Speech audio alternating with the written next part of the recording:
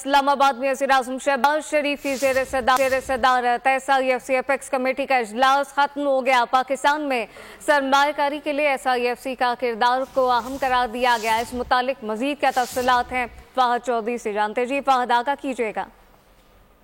जी बिल्कुल, वज़ीर-ए-आज़म शहबाज शरीफ की ज़ेर सदारत SIFC एपेक्स कमेटी के इजलास में आज आर्मी चीफ और आला सिविल और अस्करी क़यादत ने शिरकत की।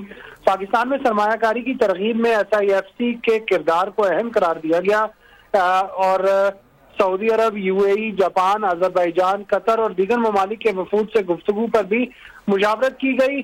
शुरका ने UAE से $10 अरब की सरमायाकारी के ऐलान का खैर मकदम किया और चीनी फर्म को पाकिस्तान में कानकनी के शोबे में सरमायाकारी की पेशकश पर भी ब्रीफिंग दी गई। इस इजलास में जो चीनी बाशिंदे पाकिस्तान में काम कर रहे हैं उनकी फुल प्रूफ सिक्योरिटी के हवाले से भी वजारत दाखिला की जानिब से तफसीली ब्रीफिंग दी गई है।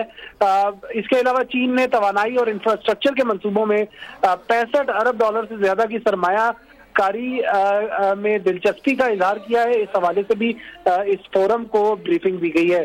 जी ब्रीफिंग दी गई है। कानकुनी मादनियात, IT, ज़राअत SIFC के तरजीही शोबों में शामिल है। फहद चौधरी, बहुत शुक्रिया।